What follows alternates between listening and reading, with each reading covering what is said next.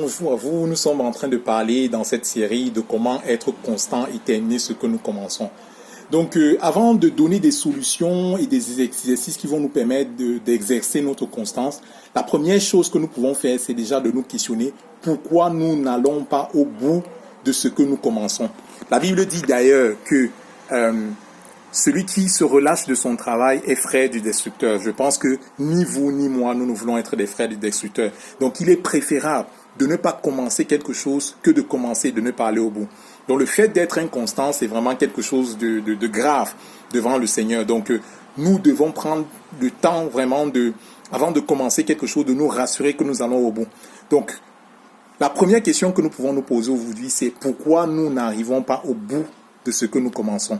Donc, pour répondre à cette question, je peux vous donner comme ça quelques exemples.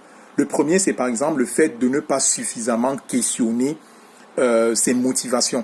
Avant de commencer quelque chose, est-ce que vous le commencez juste par effet de mode, parce que tout le monde fait, alors vous aussi vous faites? Posez-vous la question. Il ne faut pas faire les choses juste parce que tout le monde le fait, mais parce que vous êtes appelé à le faire. Donc, ça peut être une source de démotivation et du fait que vous n'allez pas au bout. Deuxième exemple qui me vient en tête comme ça, c'est le fait de finalement avoir peur de finir quelque chose et de le présenter. Vous travaillez bien, vous arrivez à 80% de votre réalisation, mais vous ne voulez pas délivrer parce que vous avez finalement peur de ce que les gens vont penser, parce que vous vouliez le truc parfait. Rien n'est parfait dès le départ. Donc, ne vous mettez pas la pression en fait. Prenez, livrez tel qu'elle est. Il y a beaucoup de personnes qui ne finissent pas ce qu'elles font, c'est parce qu'elles ont travaillé, elles ont laissé au placard, de peur justement de ce que les autres vont dire, de ce que les autres vont penser. Donc voilà comme ça 2 astuces que je peux vous donner rapidement, mais je vais plus en profondeur sur le contenu YouTube.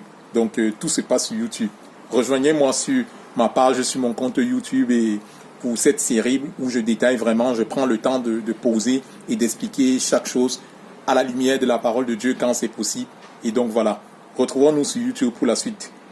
Que le Seigneur vous bénisse. À bientôt. Bye.